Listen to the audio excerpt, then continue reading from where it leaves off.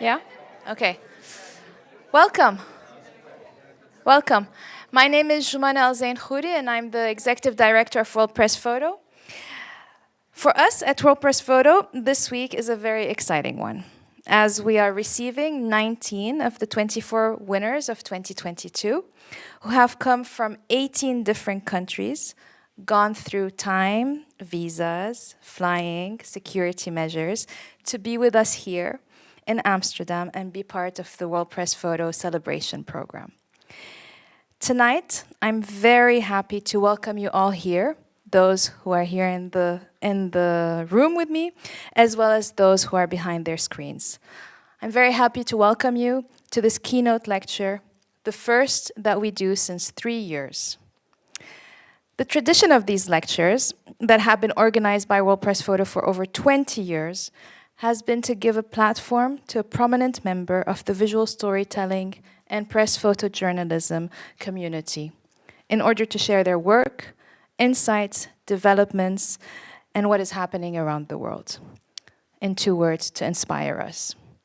Tonight, I'm very happy to welcome Cristina de Middel, who will take us through the intricacies of her work over the past couple of years. For those of you who don't know Cristina, her career started off as a war photojournalist, working for over 10 years with daily newspapers. Her career then took a 180-degree turn when she fell upon the Edward Makuka, a man who wanted to train the first African crew to travel to the moon and decided to create Zambia National Academy of Science, Space Research, and Astronomical Research. That encounter made her want to push the boundaries of documentary photojournalism and photography, and as she herself writes and says, shifted my world from the daily press to the walls of festivals and galleries. Since that moment, her work has been a mix and match between photography, reality, and truth that blends documentary and conceptual photography. Her world is made up of policemen who are sharks and people who are fish, of aliens who land on Earth and try to understand what prostitution is about. Her project headlines, titles such as "Boy bands are making our kids gay," "Hillary Clinton adopts an alien baby," and "The Garden of Eden is found." So before asking Christy, and I hope with all of this that I have set the stage for what we are about to hear. Before asking Cristina to come on stage, I would like to thank the Pictoright Fund, without whom this lecture would not have been possible. I would also like to thank the generous support of our partners and donors, the Dutch Postcode Lottery, PricewaterhouseCoopers, Porticus and the Community Art Lab, De l'Europe and Reuters and Poche, without whom the work of World Press Photo would not be possible. So without further ado, Cristina.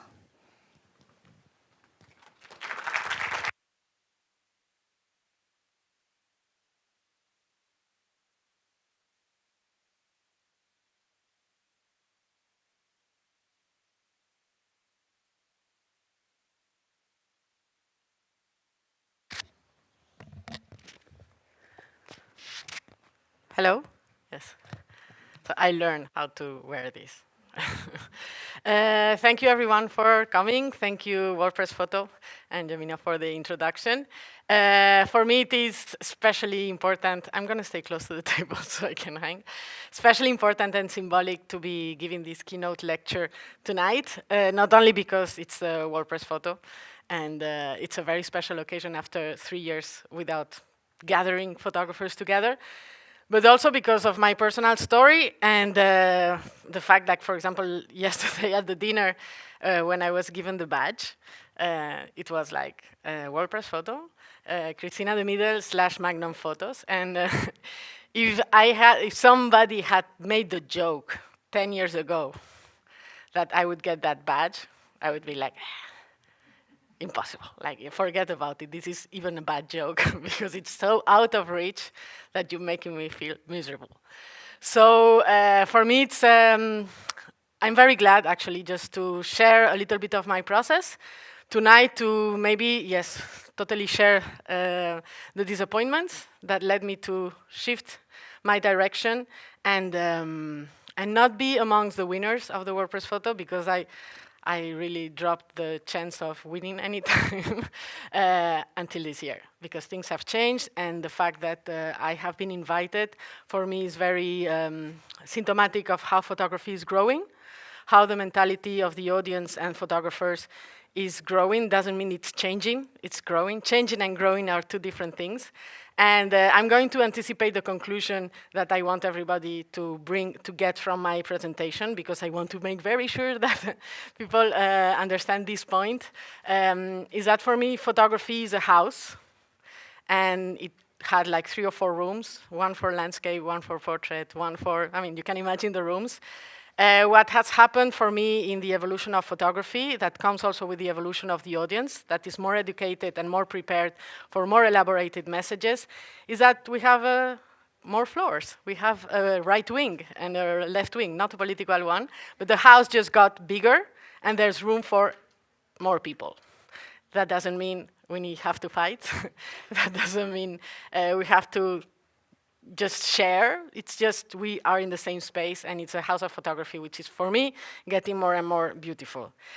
So with this beautiful and emotional, I hope, introduction, I'm going to start with this very humble title of a presentation. And with this, because after all, we are the WordPress photo, it's black and white, just to show and validate myself. I also can do that. I tried in the beginning. That was my dream.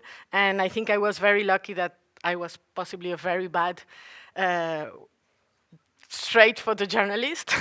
And because I was very bad, I had to keep on experimenting and find a place where I could feel comfortable.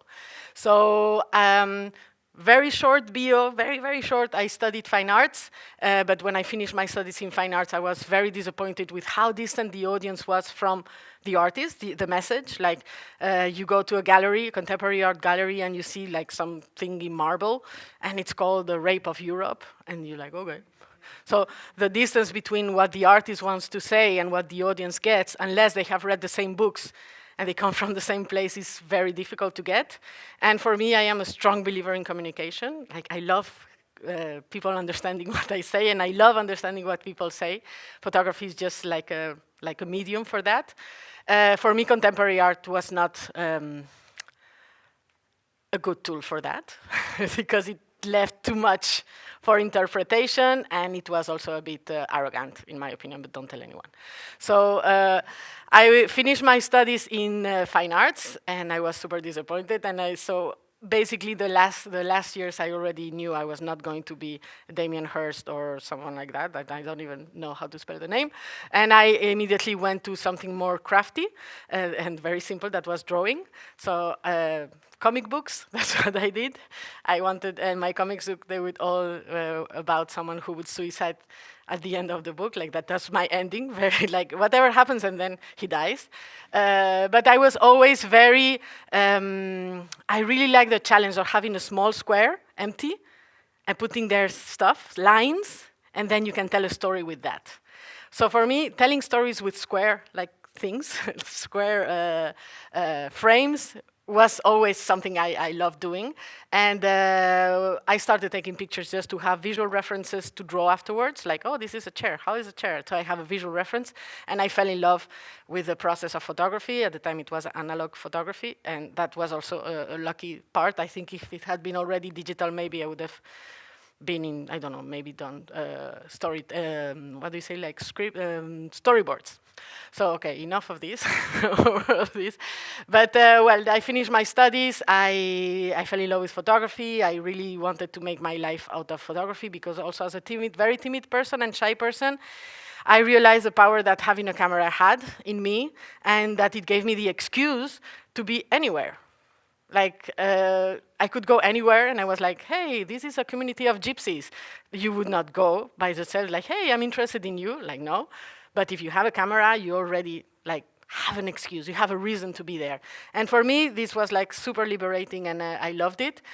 And then I started to take seriously my career. Okay, I want to be a photographer. I want to go to the other extreme. If contemporary art is one person wanting to say something in a very complicated way and you don't even know what he's saying, I went to the other extreme of one person wanting to say something in a language that has to be accessible to everyone. Photography needs, like in photojournalism, in documentary photography, you need to make yourself understood, because otherwise the truth is worth nothing. If nobody understands what you say, it doesn't matter what you say. So I went into that. I wanted to be a war photographer, of course, but I was very bad. So I dropped it. I was collaborating with NGOs, working for free with Doctors Without Borders, with the Red Cross, and also working in local newspapers. And that was also a very lucky part of my life, because if I had been hired by a big newspaper, I would have been like facing, like the famous people and, like the bombs and all that. In Spain, we also have bombs. But I was in Ibiza, and my job in summer was to be paparazzi and run after Kate Moss to see if I could take a picture of her snorting cocaine. And in winter, it was just the juvenile basketball league. That was the range of what I had to cover. And it was very good, because I had to learn to make interesting images out of things that, first, I didn't care about, and second, were zero interesting. So that, in a way, was going to the gym 10 hours a day, to the visual gym, 10 hours a day, interpreting reality and turning it into an interesting image. But after some time, it was not enough. So, okay, so I did Rohingya, blah, blah, blah, and I worked with the MSF and NGOs.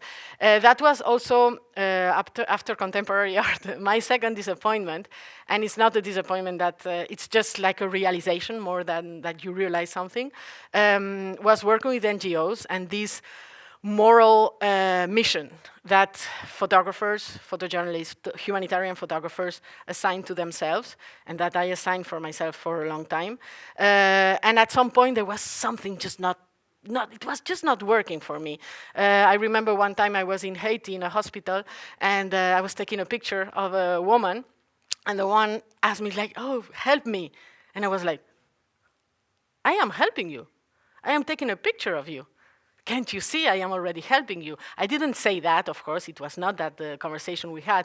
But for me, the fact that that woman didn't see in me someone who is helping is like, okay, maybe, if I want to help these people in Haiti, and that's what I was telling to myself, going to Haiti, spending my earnings in a ticket to Haiti, the camera, doing the job, staying there, which is normally these places are expensive. I'm not going to tell you, you know already. Doing a story that is good enough, coming back to your country, selling it, having it published after months. Someone buys the magazine, sees the story, and realizes, hey, these people in Haiti, they need help. I'm going to donate to this NGO who is actually doing the help. That is really not a very good strategy. Like if you want to help people, going through all that is not the best strategy. Let's face it, and it's fine. So if you're doing it for a different reason. For another reason extra to that. I'm not saying that you're not doing it for that, but for more than that.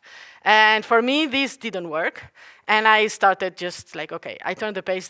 I don't see myself continuing like this for 20 more years. I don't see myself with 47 years running and keep on. I mean, it was just not working. So that was more realization than the disappointment, and also realizing that NGOs, many times they work, the strategy for photography is closer to an advertising campaign than it is about the truth and covering what is really happened. Maybe I'm making lots of enemies in this talk, but I'm sorry. They won't hire me again, they're not hiring me anyway.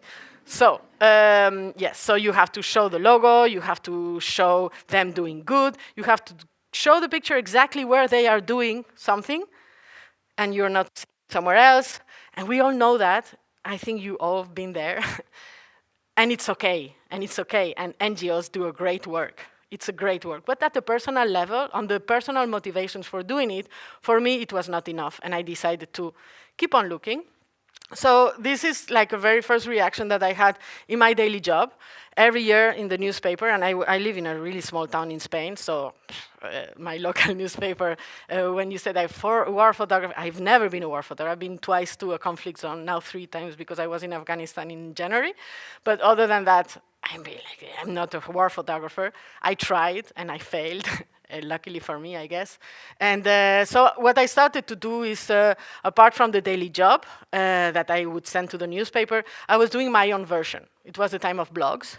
So I had my own blog, and it was my own publication. So this is like every year in Alicante, twice a year, you have immigrants taking the ferry to go to Algeria. And every time there's a problem with the ferry, and there's, the typical picture of the woman with the veil, the husband smoking, and the Red Cross giving water. So that's the picture that goes on the cover of the magazine.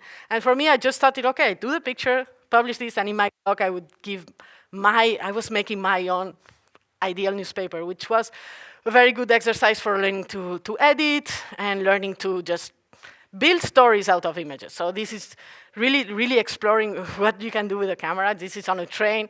I had a very noisy camera, and I was just checking how long it would take this man to realize that I was taking pictures of him. It took like 4 hours.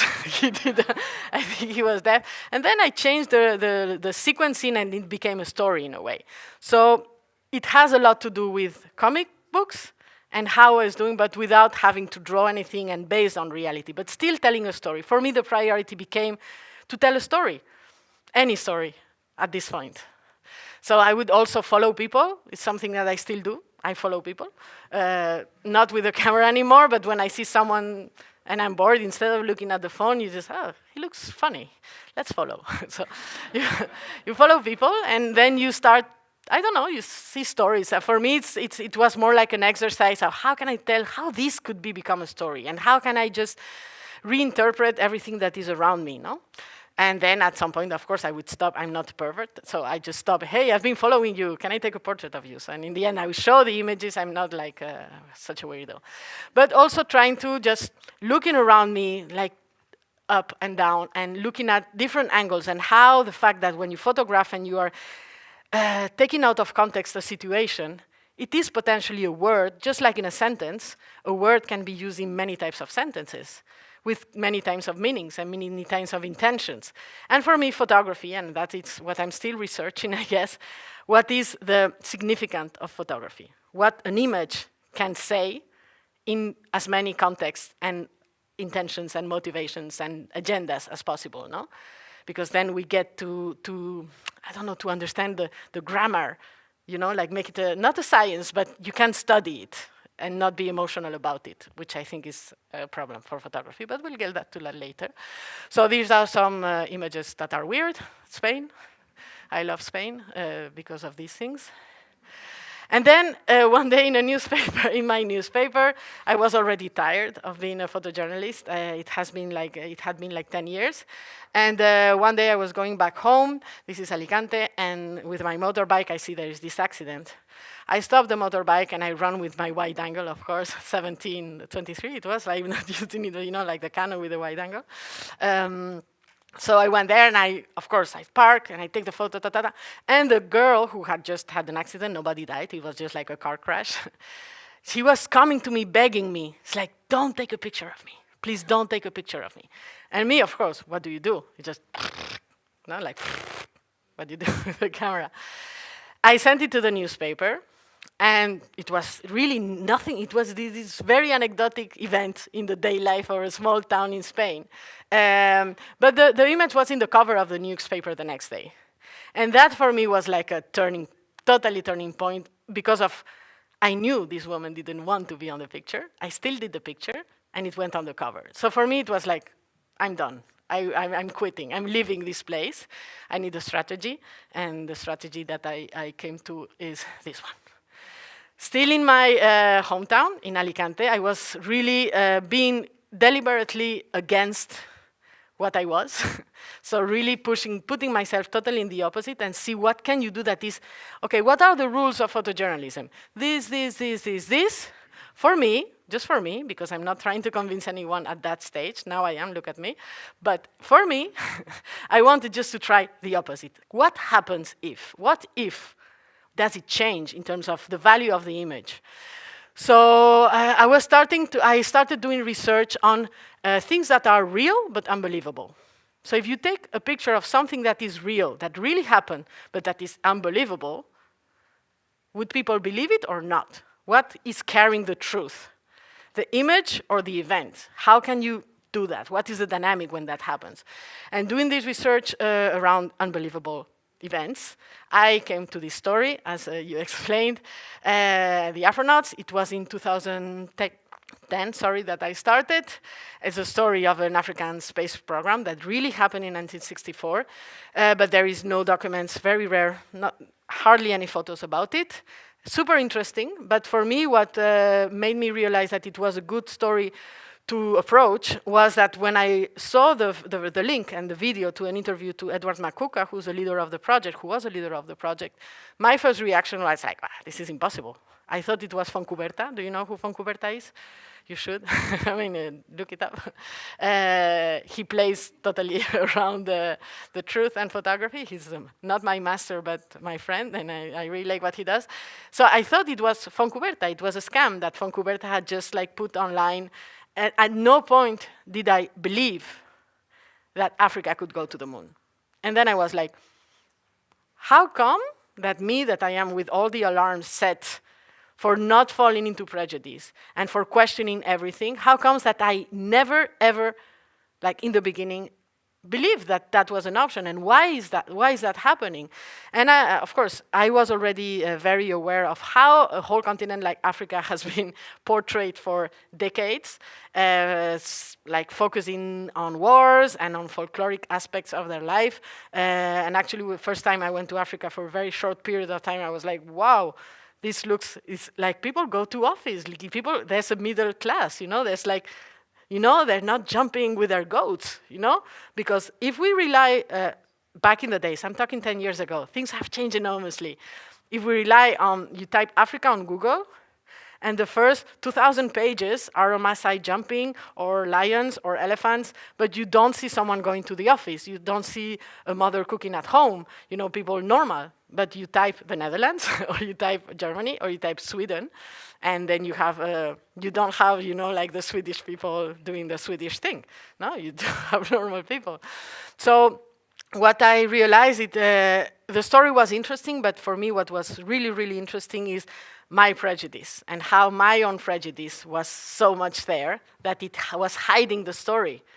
And what I started doing is to document my own prejudice, and identify my own stereotypes, hoping that they were everybody's stereotypes, based, yes, on the common imagery of both Africa as a concept and the space race as a concept. So I had not been to Africa or the space, but I still have visual references of it because of photography, no? So what is the photographic prejudice around these places? Mix them together, and then create images. I make the drawings, and then all this was shot in Alicante. It has a lot of references to comic books, like this, it's like the horizon is a line. It's really how I used to draw, but with photos. So I made a spacesuit. The legend says that my grandmother did it for me. It's true, she did it for me. I made also composites of old images of archive of colonial Africa and archive of NASA trainings, put them together.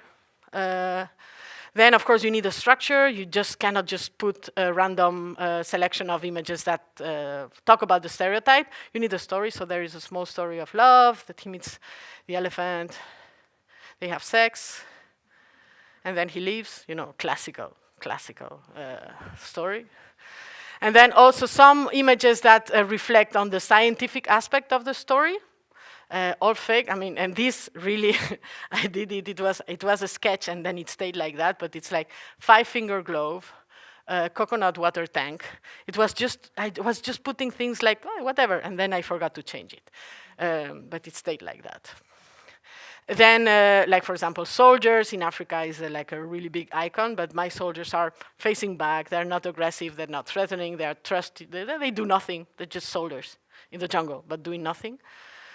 Then, of course, the debris, and, This, for example, was shot in outskirts of Madrid. I couldn't find an African, and he's Brazilian, but he looks like an African, and that's the thing. And I'm really, it was more like a production of a very small, the frame of a movie. Every photo was produced in the frame of a movie.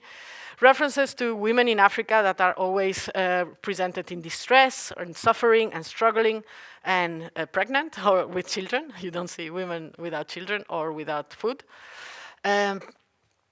Then, well, I was still doing some things for NGOs, and I was in Palestine working for Red Cross, and one day I just went traveling, just exploring the area. I went to the Dead Sea, and there was a group of migrants having a mud bath, and I took pictures, and then I said, oh, they could be Afronauts, so it's a lot of use of my archive.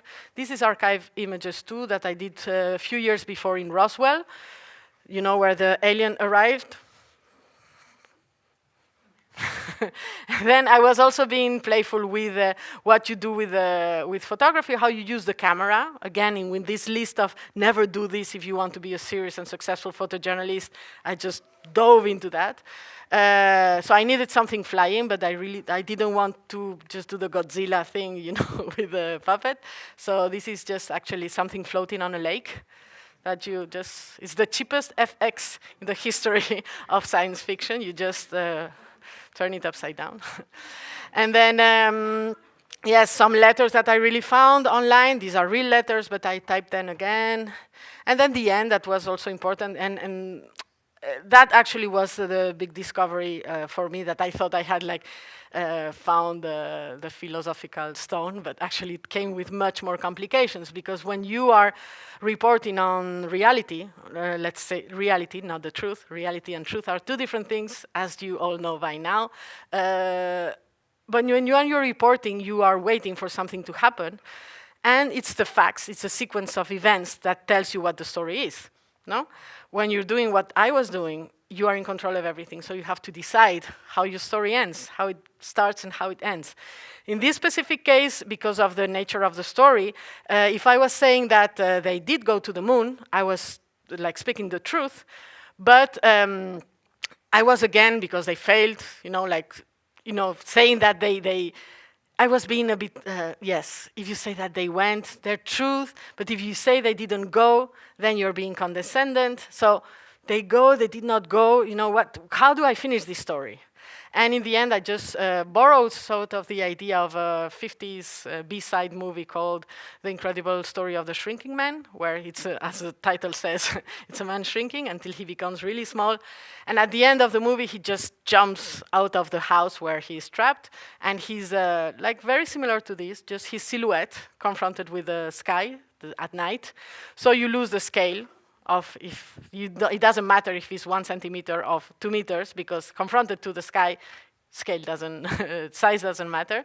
And I sort of borrowed that idea, because in the movie he just gives like this speech about how we come from the stars and dust and so on. So it's like, okay, let's just make a node to humans and space, and how we are always attracted, and we are all allowed to dream and look at the stars and think or not that we can go there. And it was like, okay, there you go. So that's the end of the Afronauts. I did a book that was very successful, and that's why I'm here, I guess, because I did this book. But things started going super, super fast, and I put myself the mission of, okay, you already pissed the documentary people. Let's see how many more families of photography you can provoke. And I decided that street photography was my next target, because if you understand photography as a word in a sentence, what does a street photograph mean? What is the meaning of a street photograph? What does it say? Most of the times, in my opinion, unless you have like a very long-term project documenting a specific city or place, the image speaks more about the talent of the photographer than it does about the reality it's representing.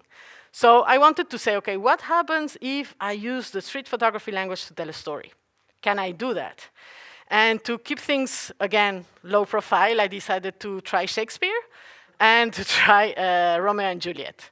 So I did West Side Story, which is already a version of Romeo and Juliet, and happens in New York, which happens to be the city of street photography by excellence. And I just went to New York with screenshots of the movie and tried to reproduce it. Also to raise the question of what happens if you stage street photography? Is it a good photograph? Does it lose value in the photographic terms of good and bad? Can you do that? Does the police of photography come and take you to the jail of photography? I don't know, let's find out.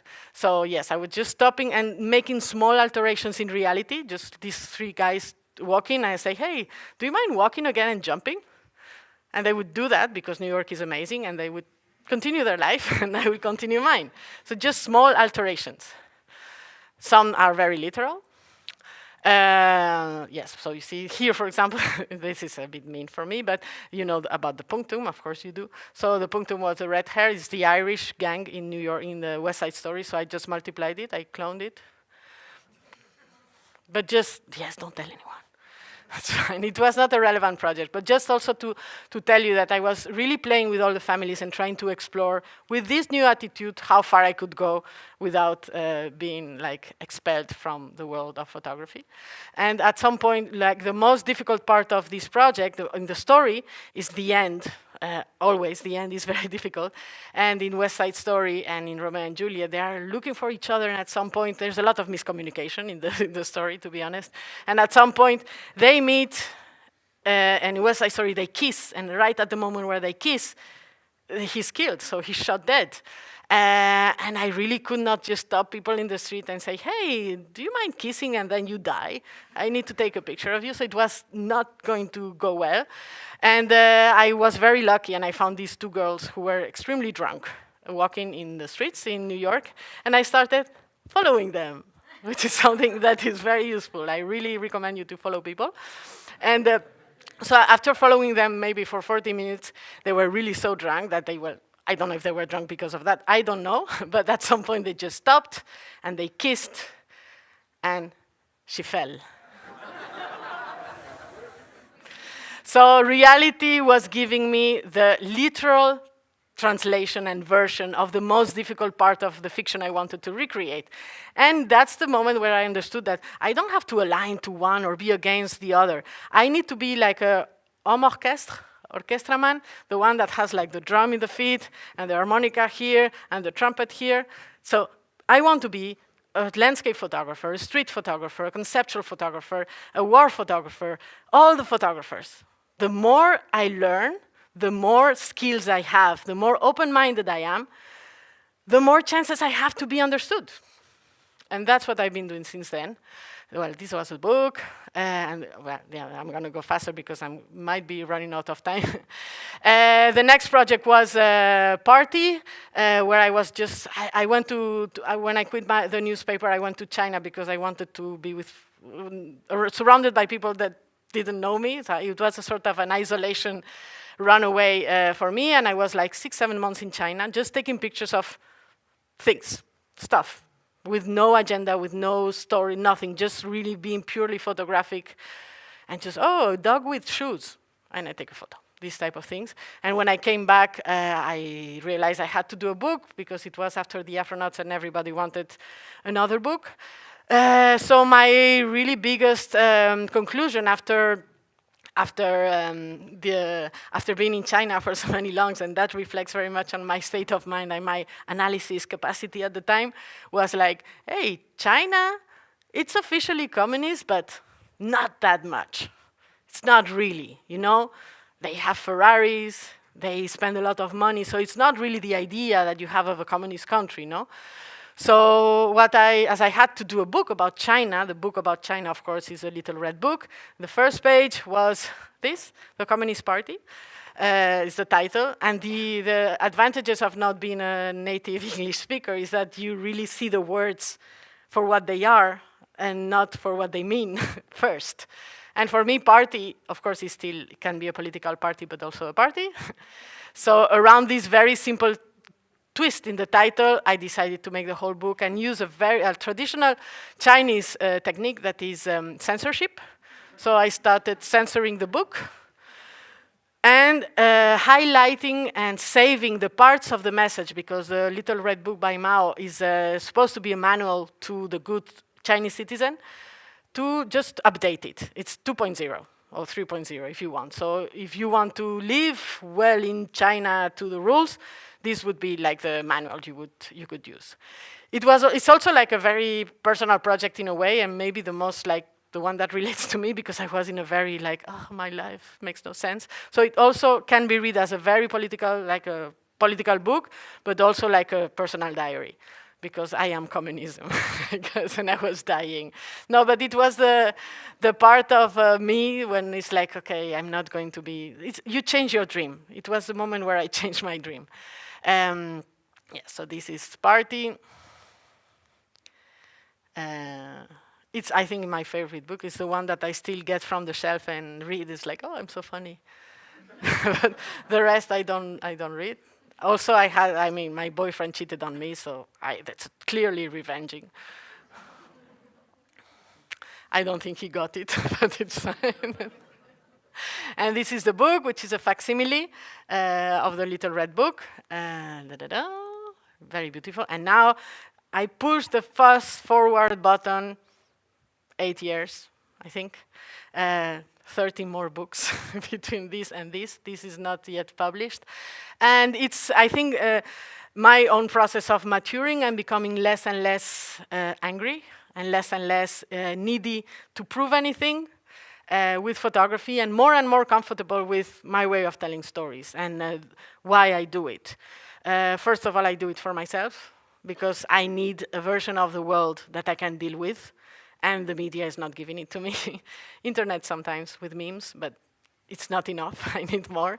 So I started focusing more than in photography, and started to stop blaming photography, and started focusing a bit more on the media. And how, because of how things go, and I'm not so not blaming, just pointing maybe, not blaming. But things are in such a way now that everything that happens in the world is really reduced to a very selected amount of facts that are described to us in a very specific way. There is a language already. And we repeat ourselves because we are scared. And I don't know why, but for example, if you think of Palestine or big conflicts, no, that are always in the news, at some point you reach a point where you see the image, you don't even need to read it, you know what it's about. Ah, okay, it's again Palestine. Ah, yes, it's again Lebanon. Ah, okay, it's again. Because we've been explained the same things with the same words / images for so long that we lost the interest in it, and then we blame the audience and we say, no, they don't care, they just want to, go to the metaverse, or I don't know, or to watch TikTok. But try to anyone for 40 years telling the same stories with the same words, they're going to get bored, they're going to lose interest. So what can we do about that as photographers, as professionals, and people who are somehow responsible of explaining the world to others? We need to improve how we are doing it. We need to find and get again the attention. And I think there is fields of research and reality that have already been successful. You can look at cinema, you can look at advertising, you can look at so many other fields of communication that are proving to be very successful in getting the attention of people. Why can't we borrow? Why can't we learn from it? What are the rules? What is the police of photography preventing that from happening? Because in my opinion, it could only get worse, because the more time you explain the things in the same way, the more uninterested is the people going to get. So that's the big theory. Now I have 2,000 enemies in this room, but it's fine. What I decided to do is, okay, what can I do with my approach to try to help and fix and get the attention? And it has nothing to do with finding, now I'm going to use infrared film and show an African conflict with pink. No, you can do it, it's fine. But for me, there is a lot of pieces of information that are missing in the angle, just in the angle. For example, prostitution is one of the oldest jobs in the world. That's a very romantic thing to say. And it's always like, I don't know, like for me, you do a story about prostitution. You put it in your trophy room, no? Like I did a story of prostitutes in Guatemala. It's like a big topic in photojournalism, even for freelancers. Like there's always something about prostitution because it has this romantic view, or I don't know why. I still don't know why. But for me, even if we've been reporting about prostitution around the world for many, many years, and we've already acknowledged it's a big problem, there's half of the business that hasn't been explained yet. And now I just wonder why, no? So what I started to do is like, let's find that other half. How comes I'm in prostitution when you go and pay for sex? There's the girl, sometimes there's the pimp, there's the room that is always dirty, but there's also the client, no? The prostitution doesn't exist as photography or as the media tries to tell us, just by a woman standing naked in a dirty room. That's not how a business works. There is a man also in the room paying. Why is not the man on the picture? Of course, this is a very long debate that would take us hours, and we're not doing it. But what I tried to do is just invert the roles, and I started in 2015. I put an ad in a newspaper in Rio, just in the same places where the girls advertise their services, looking for men that were clients of prostitutes to wanting to pose for me in exchange of money. Sorry, the police of photography is also going to take me because I'm paying my subjects. But I also understand, first is part of the concept. First is part of the concept to pay them and invert the roles. And second, because I really think, and I'm happy to have this discussion, that if you go to do a story about prostitution in any country, the girl is not going to pose for free. We know that. So they are also paying their subjects, whoever is doing it. And I am paying my subjects too, no? So what I do is I take portraits of the men, and I ask them, I started asking 3 questions. Now it's becoming a bit more elaborate.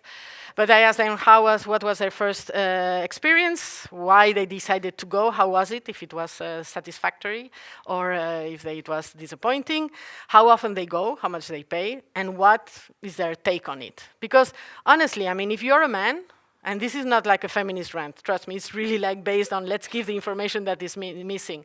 If you're a man and you want to know about prostitution, even if you don't want to use it, it's fine. You just ask your friend, you ask your cousin, you ask your brother, you can even go and ask the girl and ask her, hey, how does this work? So it's that much for this service. You have that information available. But if you're a woman, who are you going to ask? Your father? Your brother? Your friend? Nobody's going to admit it. And also you cannot go to the girl and say, hey, tell me more about this. It's not going to happen. So it's really like a piece of information that is voided to half of the population. And it's such a big secret. So what I decided is try to just get that information, and I will make it available. So I did the first chapter in Rio in 2015, and I tried to publish it. But they told me that it was, in all the places that I tried, that it was a weekend magazine, and of course the children could see it. The next issue was with prostitutes from Philippines, because the children can see the girls, but they cannot see the clients, apparently. So, yes, so I've been doing that. And one of the feedbacks that I got from publications is that, that I was stigmatizing Brazil. So it's like, okay. That's a good point. So I'm going to do it in 10 other countries, and that's what I've been doing since then. I've been working in Havana, so in the places, in the cities that have some sort of link of any type to prostitution. So I've been to Havana, I've been to Bangkok, I've been to Lagos, I've been to Mexico City, Paris, Amsterdam, until today. I've been working here, and also Kabul. And there's another one, but I can't remember. I have 8 for now. I am going to India next week and to Los Angeles in July, and it will be done. I will have interviewed 100 men with very, very interesting stories. And for me, proving also that, for me, it's been really an experiment at many levels, and also because I was terrible doing portraits, so I said, okay, I'm going to put myself into the worst situation of doing a portrait of a super heavily sexually loaded situation that I am absolutely not comfortable with for personal reasons, and see if I can do a portrait. How can you just take an honest portrait in that situation? Also because the dynamics between a man and a woman are always special. And in these situations, they're even more special. But for me, it's been like a project with which I've learned a lot. And you would be surprised of, yes, sometimes it's like a situation of confession in a way for them. They are super, like they thank me because they could talk to a woman about things that they normally don't talk to women. And they talk to other men, and that is a competition, and you're bragging. It's like, no, I did this, and I did that. But in this case, the interview, which is becoming always longer and longer, has a sense of reconciliation of a conflict that I didn't even know existed. So in Paris, for example, it's a crime to pay for sex, and I had to protect the identities of the clients, and also shoot in the very small apartments they have in Paris, which was really challenging. And Parisians are definitely very elaborated about it, and you get to see the differences in culture. Here in Amsterdam, for example, I really could not get the men to pose. It's the first time that the men don't want to pose.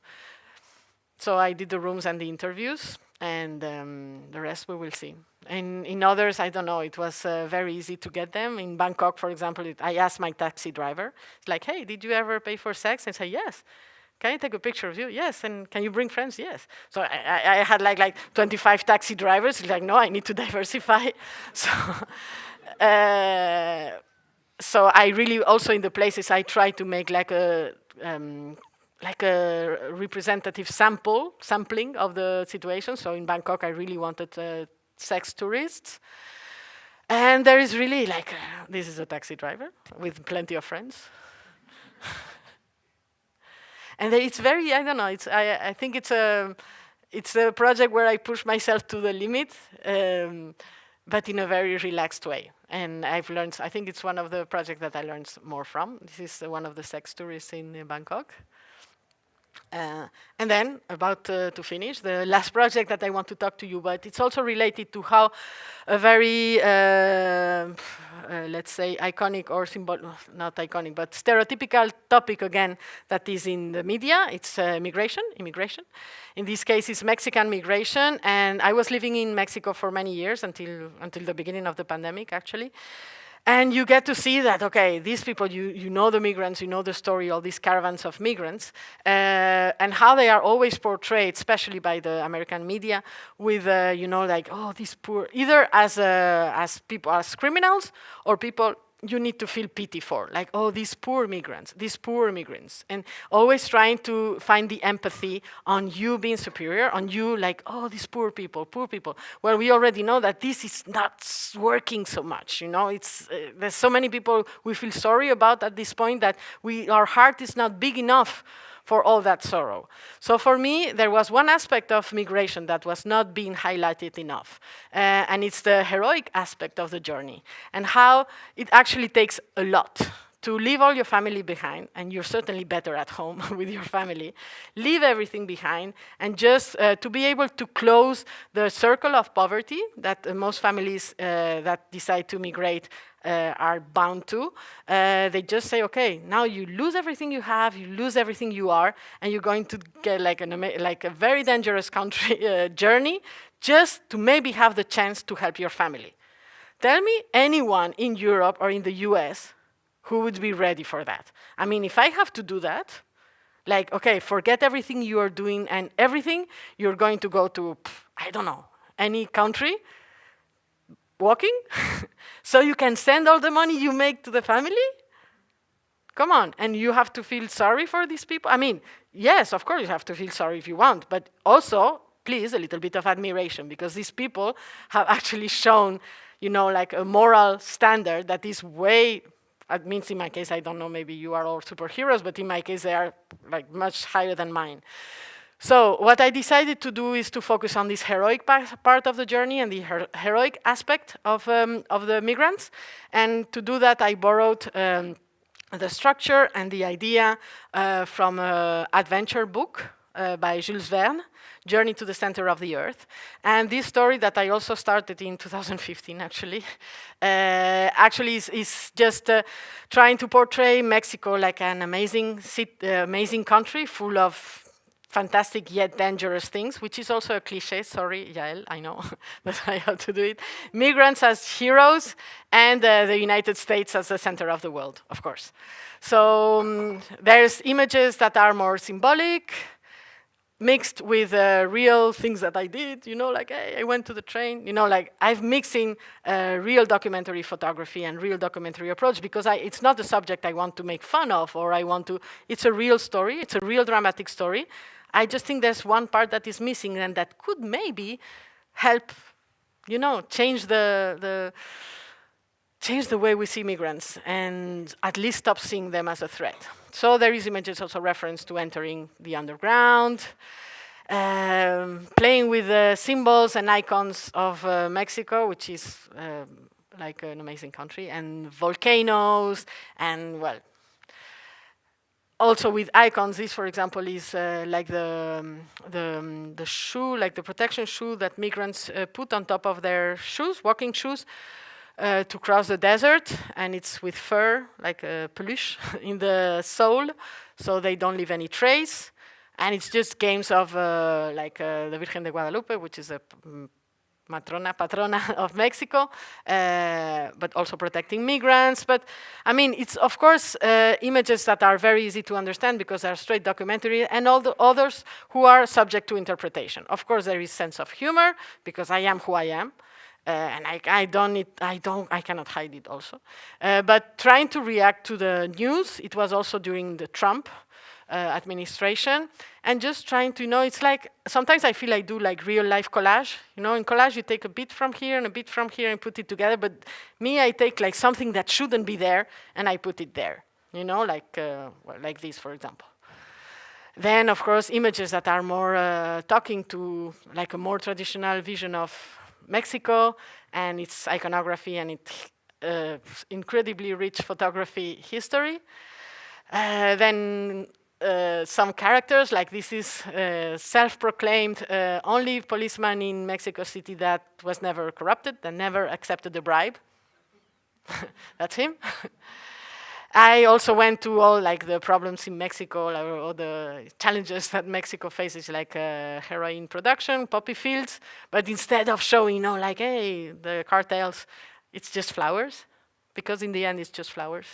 But I also contacted the cartels, and I even hired sicarios to pose for me, because many times what I also try to break is like the relation between a journalist and the subject. See what happens if, so for example, a sicario in a certain, like a low-level sicario, of course, you can hire it for $120 to kill someone or to do something, no? But what if you pay him to jump in the desert or to do something? That's what actually I did. There's not the pictures here, but what I tried is to break the logic of the role behind that relation. Yes, Mexico, Volkswagen, these type of things. I had plenty. I mean, I'm talking like that because I haven't edited this work yet. I just have like these terabytes of information and I need to edit. So I'm jumping a little bit here and there. This is a coyote, so a smuggler. Also, this idea of all the migrants getting lost in the desert and bringing it to mythology and the mazes and labyrinths. Real heroes like the patronas, who have been working in the railway in Veracruz, giving food for free to the migrants that run on the train. Also NGOs and yes, activists that place bottles of waters in the desert. So it's all related to news, and in the book or the exhibition, everything will be much more well linked in a way. This is a picture I did when it was Thanksgiving in the US, and everybody's like, Thanksgiving, but at the same time they were separating families at the border with the caravans. Yes, things you can find online. I buy a lot of things online because normally Amazon always gets full of, food for crazy events. You always have like the Trump shirt and so on. Things that happen. I didn't put the jacket in the dog, but Mexico is like this. I collaborated with fashion designers also. So these are things that this is actually documentary, so I didn't create that. Games, I mean, I'm going to pass a little bit. This is the medical examiners of a county in Arizona that actually is the one who gets the more bodies, remains in the desert, because it's a high-density passage of migrants there. And he's also one of the very few that keeps a DNA archive. So he takes DNA tests of all the remains in order to... And then they organize like events across the US. And migrants who are waiting for a family member to arrive, they can go and check and see if it is one. So this is the kind of archive they make with what they find left of the migrants. And it's always this game between something that is magical, something that is funny, something that is sad. Because for me, that's how you keep the attention of the people. When you break the expectation, you don't let the people predict what is going to go next. Pretty much because we know we've been doing it so much for so long that we can almost, like some members of Magnum have done, predict how a story should look like when you have certain, like it's in Eastern Europe, it's about this, so it needs this, like the environmental picture to start with. You know how to do it, you all know. So what happens if you don't do it? What happens if sometimes you want people to laugh, sometimes you want people to cry, sometimes in the end you just want people to think.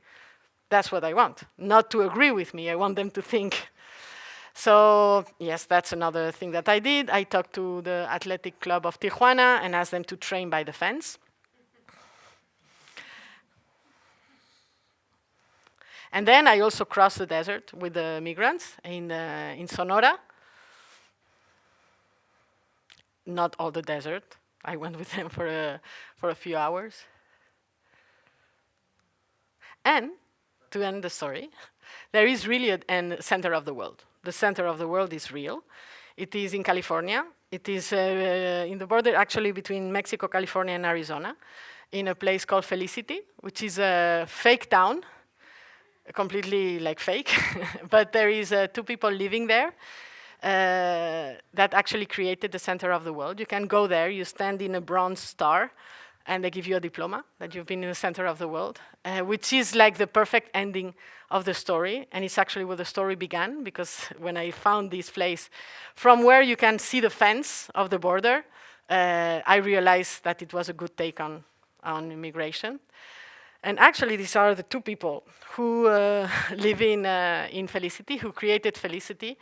And when the first time I was there, just by chance, actually I was driving randomly in the south of the US, and I saw this place, and of course I had to stop.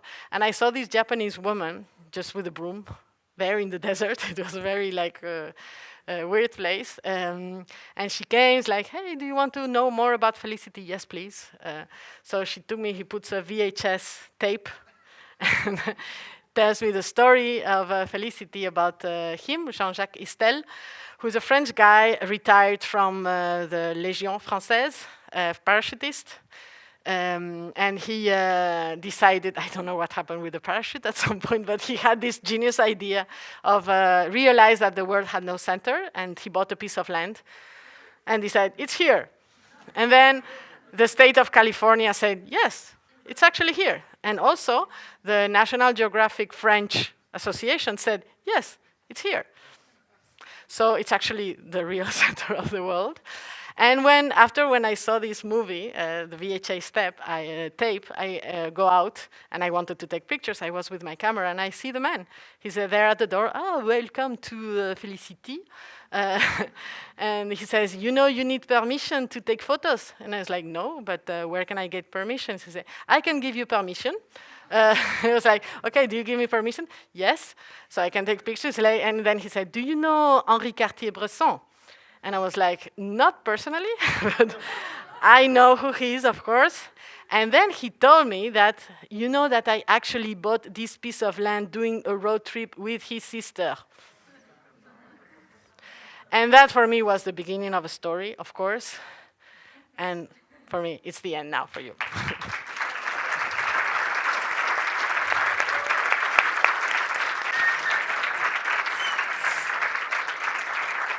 So I don't know how much time we have left, because maybe I've spoken more than I should. No? Okay. But there's time for questions or remarks or worries, confessions, whatever. Okay, okay, yes, but isolation, please. Don't put me with other photographers. Any question? Did I explain everything so well that you don't have questions? Maybe I can change that again. What happened? Ah, yes, very important. Let's leave it here. There is one question there. Thank you. Hello, thank you for the lecture. I'm going to change because the light is super dark on me. Sorry. Is that okay? Thank you for the lecture. I just was wondering, I know you're currently living in Brazil. Are you currently also developing any creative fiction, reality, varieties of reality project in Brazil? I did already one that I'm not very proud of. No, because now I know more about Brazil, and I wouldn't do it the same way. And I think now I have become, I mean, things have changed, and I have changed too. For example, in Mexico, it took me 7 years to live there before I sort of found an angle that I thought could contribute to the debate from a good angle, from a legitimate angle too, because you know that Spanish people have a certain history in Mexico, so we cannot just arrive and say whatever we want. So I'm very aware of that, and with Brazil, I am researching plenty of things, but I'm not in a hurry. A story will come. But now, at the moment, I'm just using Brazil, which is amazing, as a set for other stories that are not specifically related to Brazil. But of course, it will happen. It's just a matter of time, but I need to also maybe it can speed up, because I just did the genetic test and it turns out that I'm 2% from the Amazonia. So I'm legitimate to talk about Brazil. 2%. Also about gypsies, because I'm Romanian too, apparently, and from the Basque Country. So I can now go everywhere. Yeah. Thank you. Please. Yes. Well, so as a person who really loves reality, why did you needed to see reality in different way than it should be, than how it should actually be? I don't, well, I think it's really a personal choice, and we all choose which series to watch. So it's really like, reality is not the same for everyone, and there's many ways of looking at it, and you look at the things that actually interest you because they talk to you, to something that you need. For me, I think because I am a very optimistic person, but like a condition. I'm not saying like I am optimistic. It's like a condition. I just can see the good things in reality. The way the media was presented it to me, I didn't agree. I don't agree. Like I see something and I don't agree. So when I don't agree, I start to look for my own versions of things. But again, reality and truth are two very different things. The truth is a concept that philosophy, since its beginning, hasn't still managed to define what it is.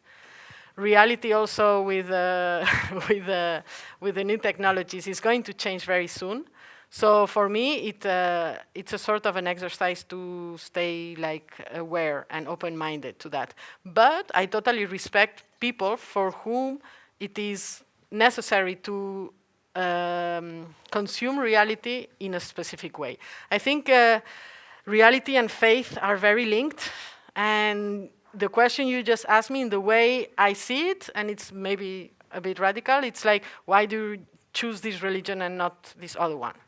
Because for me, there is a huge amount of faith in what you understand and define as reality. And each one has its own credo and pantheon. So I think that the clue is in respecting everyone's and understanding that people with different visions are living together. All right, thank you. I don't know if I answered, but... Yes? Hola, Cumpleaños feliz. soy tu fan. Ay. ¿Tú qué piensas de que una persona o un grupo de personas decide hacer una segunda parte o una inspiración muy arriesgada a algún proyecto de estos que ya has realizado. So what he said, what do I think if somebody else decided to do a second part or a continuation of one of the projects that I have already done? I'm going to answer in English, okay? So I think when you enter the world of creativity, you create things based on what is around it and what exists. And for me, this is the beginning of something, but also your work, and also the newspaper, and also something I listen on the radio. When you create something, and that is creation, you make something exist that didn't exist before. And that is a reality that other people are going to use to make another creation. So for me, as long as they don't take the same picture and say, hey, this is me and I had that idea, I'm super happy to have. I mean, I wish people did the Mexiconauts, the Afghanonauts, the Russianauts. Do it, yes. I have no problem with that. Like when you create something, you lose control. So for me, it's not a problem. I mean, yes, do it. Also, like this copying idea, I think it's going to disappear, honestly. It will make no sense because it's impossible to control, except for AI, maybe that you can control. But there is something, yes, about the possession and about being the only one doing something that it's not really it's not important for me. But I respect it if it is for you. I don't know. Yes? Since fiction is such a big part of how we define fiction and how Juan Cubeta is one of your heroes in a way, or somebody who you really respect. I think one of the biggest fiction makers is actually people in power right now across the world, and the way that narratives are being spun. And I think they do it so beautifully in imagery. So in that context, is fiction to be combated with fiction, and in terms of what's the role of the press now with what we're sort of dealing with? To be honest, I would love that the press was not using fiction. I mean, my intention is not to have these works in the newspaper saying, hey, this is what happens in the real world. I never try to do that. My work is like really clearly fictional, or I say it. It's not like I'm trying to trick anyone. I think fiction is already battling with fiction, but if you consider fiction opinion, but again, it relates to the idea of having one and only truth, which I don't believe it is like that. So it's truth the same as opinion, and every opinion is respectful, no? So if the media is really what it says it is, it's already happening because you have a left-wing newspaper, you have a right-wing newspaper, you have all these Twitter friends saying their opinion. So I think the only solution for me, but I am super happy to be proven wrong, and the time will say, I guess, is that we have to embrace opinion and something that could be true. Like we downgrade truth to opinion, and the more opinions you get, the closer you get to the truth. But we stop believing that there is such one truth and we also, as active people in the industry, stop believing that we have the responsibility for that. Because I think another thing that is maybe worth mentioning is that photography, in my opinion, hasn't developed as a strong industry as cinema, because it has always been carrying the responsibility of telling the truth. You go to a cinema festival, you go to Cannes, and you don't see the director of a documentary film fighting with Wes Anderson. It makes no sense. They both do a great job, they are both good at what they do, and they both contribute to culture, to understanding the world. Like we were talking about that the other day. If you want to understand what Russia is now, you may have to read Dostoevsky, which is pure fiction. No? So it's not one or the other. Just Dostoevsky doesn't explain Russia now. But just the newspapers don't explain Russia now as well. So it's just, as I said, the big house with floors.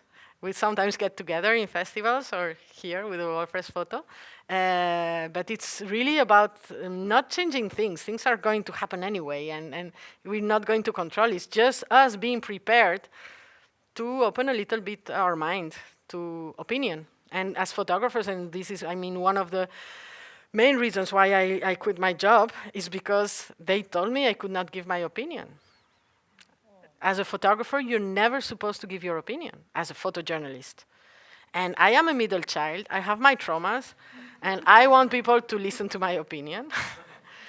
So I guess it's one of the strong reasons why. I think the photographer's opinion is super important. They have been there. The machine is there to prove it, except for Jonas.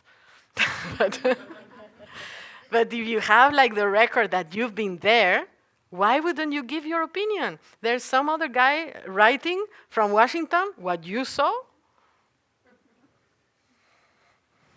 Join me in this revolution for expanded understanding of photography.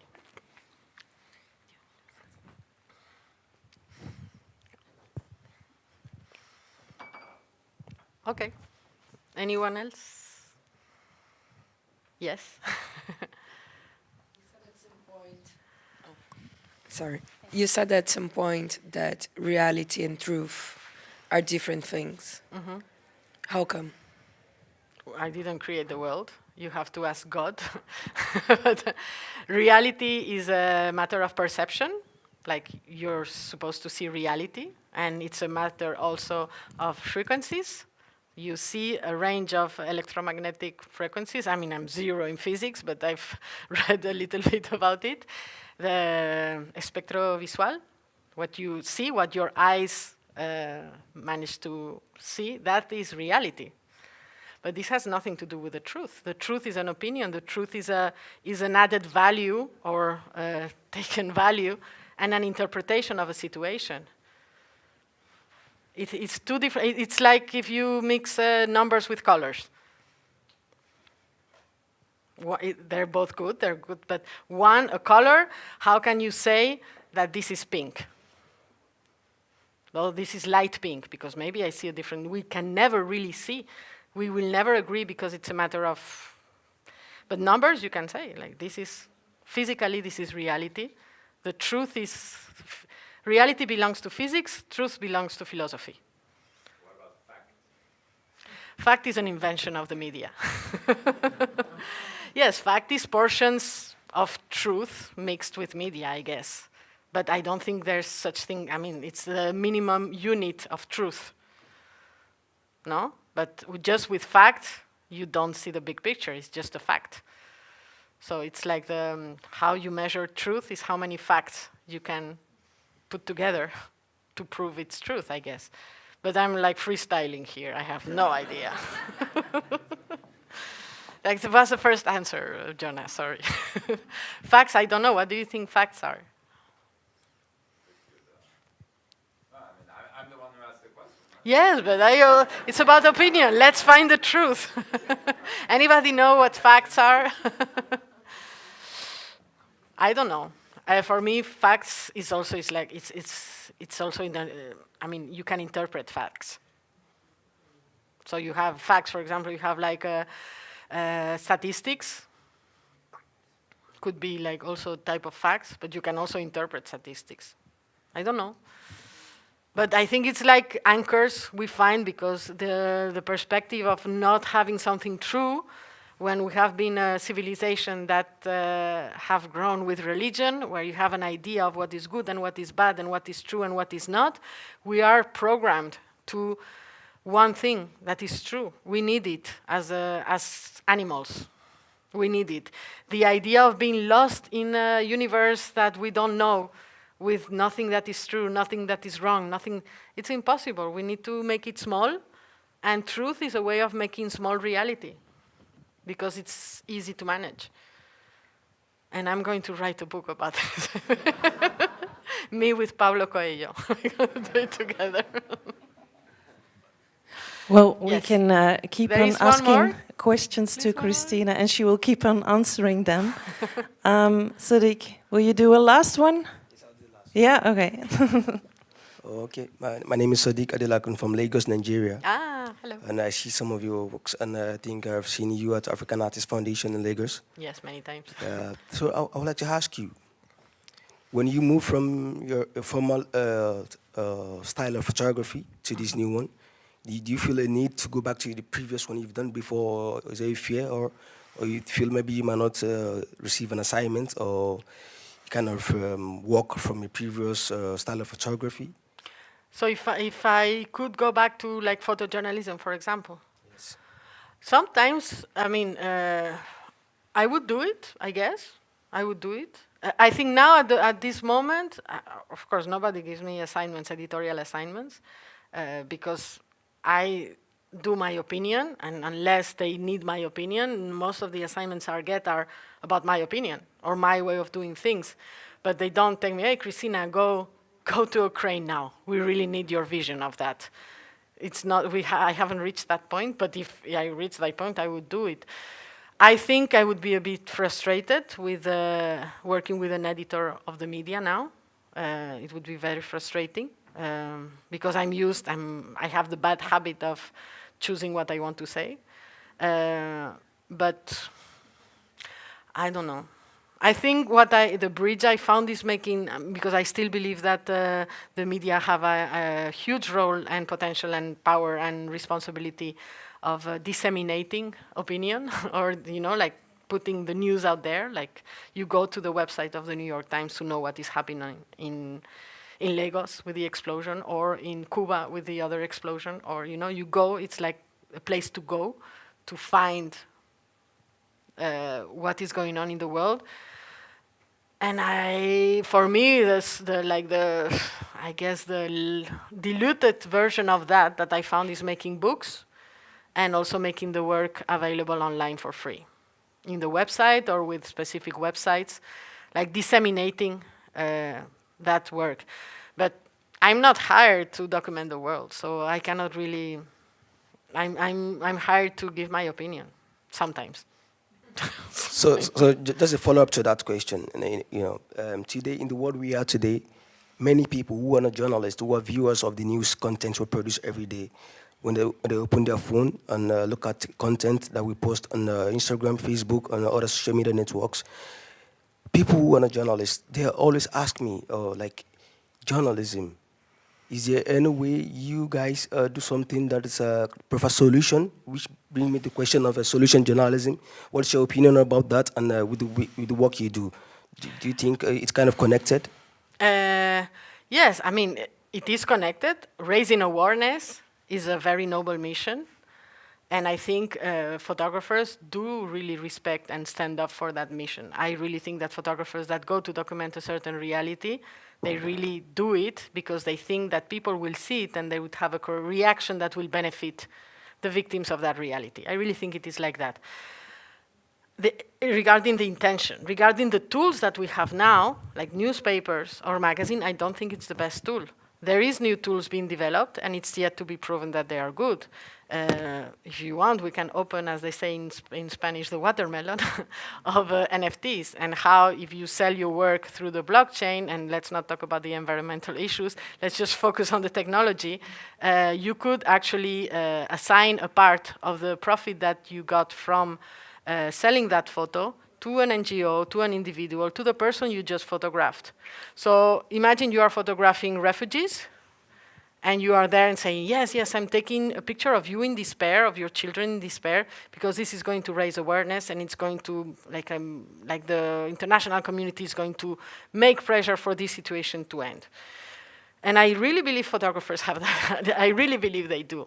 But for me, the media they are not capable of doing that, because the interest of the audience has disappeared.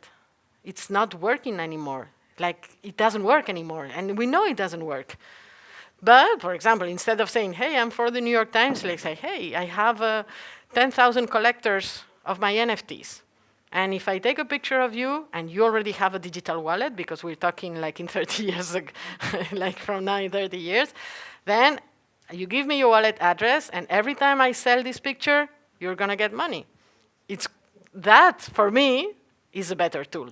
But there's many things that needs to be defined, revisited about that technology at this moment. But it sounds, for now, like the perfect grail, like the grail to make him match the intention of the photographer and the mission of the photographer and the result and the consequences of the photograph. What happens when you take a photograph? Does it have an impact? For me, in the media, not anymore. Not unless you have like a very graphic image. But that's another debate. Can we do a very graphic image? It's really impossible to navigate. So I think the technology is like done. The tools are outdated, and we're trying to find a new one. We'll see. It's interesting times to be a photographer, indeed. Very interesting times. Not a very interesting time to be a newspaper director. She could go on for hours and hours, Sorry. right? Do we have an appointment for next year's winners program for part 2? Maybe. Well, thank you, Thank you so Cristina much, de Kat. Middel, for the interesting insight into your work. It felt like a real inspiration to many of us. And I'm really glad that you could revive the tradition of the keynote lecture of the World Press Photo program. Well, she pushed the slide away, and maybe it's too much reality for Cristina, but I really need to thank our partners and sponsors, because without the Pictoright Fund, it was impossible to have this lecture tonight. And the work of World Press Photo would not be possible without the generous support of our partners and donors, the Dutch Postcode Lottery, PricewaterhouseCoopers, Porticus, De l'Europe, and Rutger & Posch. A warm thank you to all. And also, of course, thank you for you being here and for following along from home. The work of the winners of the 2022 contest is on show right now here in Amsterdam, in the Nieuwe Kerk, until the 14th of August. But it is also currently traveling worldwide, and it will be shown in almost 100 countries. So we hope to meet you somewhere soon. Thank you and enjoy your evening.